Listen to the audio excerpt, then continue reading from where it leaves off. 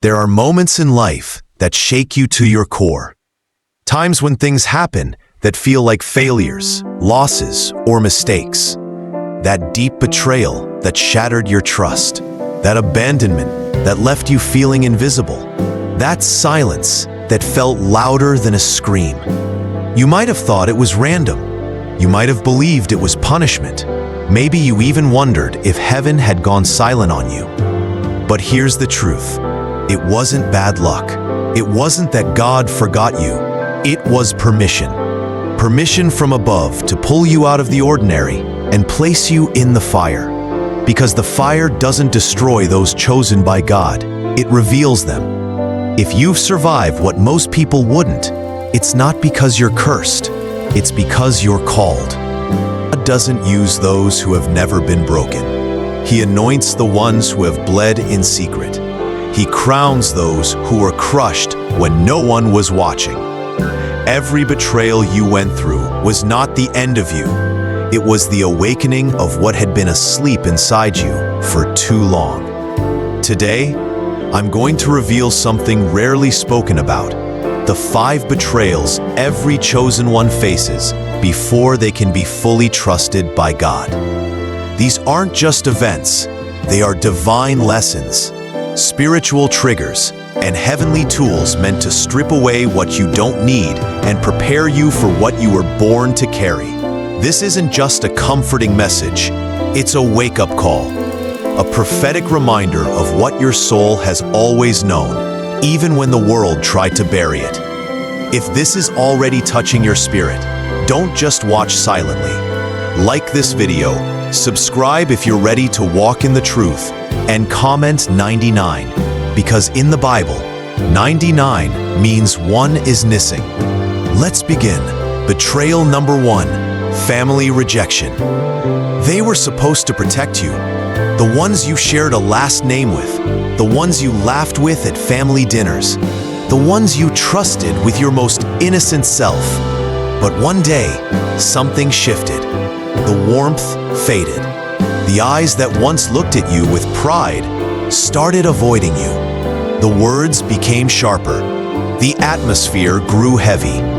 Suddenly, you began to feel like you were too much, too intense, too emotional, too different. But you weren't too much.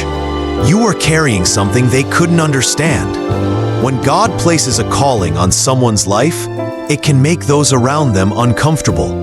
Not because you've done something wrong, but because you remind them of everything they've avoided in themselves. Your passion highlighted their lack of hunger. Your light revealed their shadows. And so, they pulled away. They mocked your sensitivity. They made jokes about your convictions. And you started to wonder if you were the problem. But you weren't. Just like Joseph in the Bible, his brothers didn't hate him because of who he was. They hated him because of the dream he carried.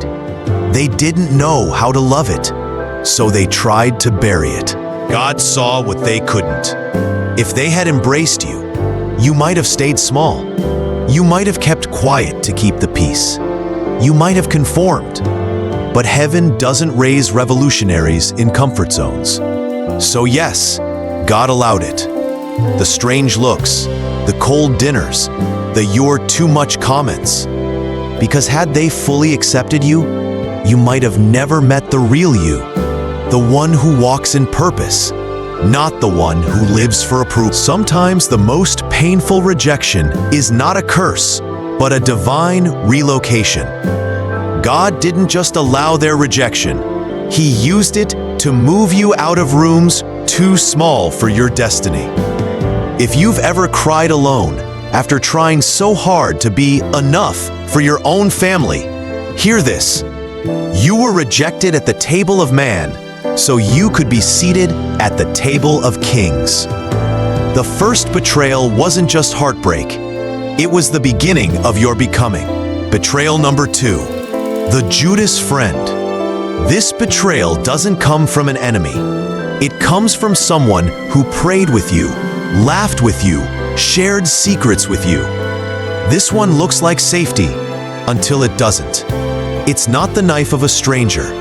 It's the blade you placed in someone's hands, trusting it doesn't always come with loud conflict.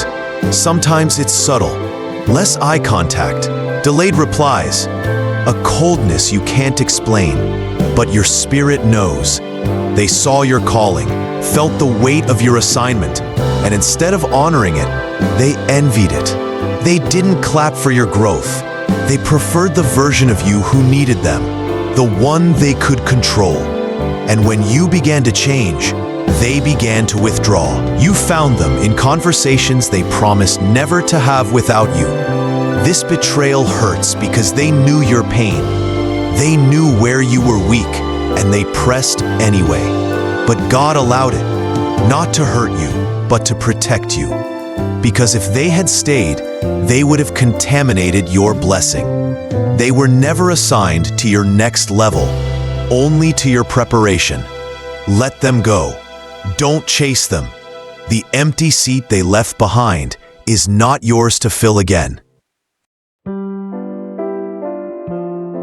Betrayal number 3, self-sabotage.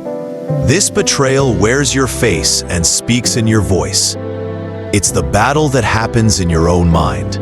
It's the whisper that says, maybe I'm not ready. Maybe I'm not chosen. Maybe I made this all up. It's not because you're weak. It's because the journey has been long. The wounds are still healing, and the weight feels heavy.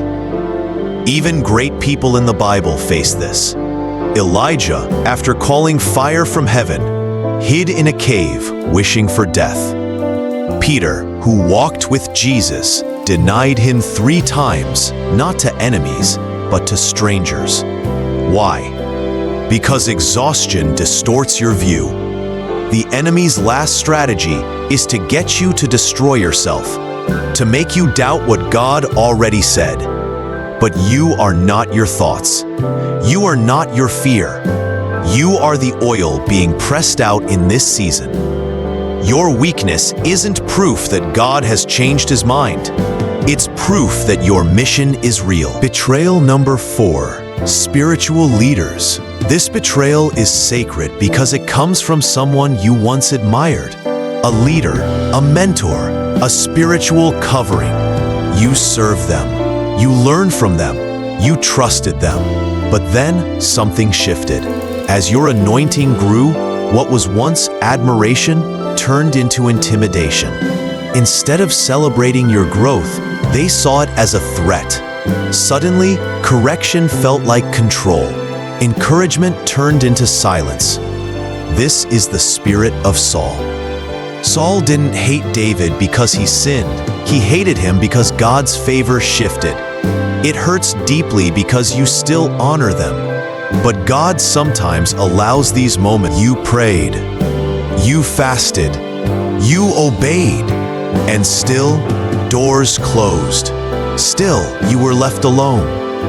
You wonder, where are you, God? But this isn't abandonment. It's preparation.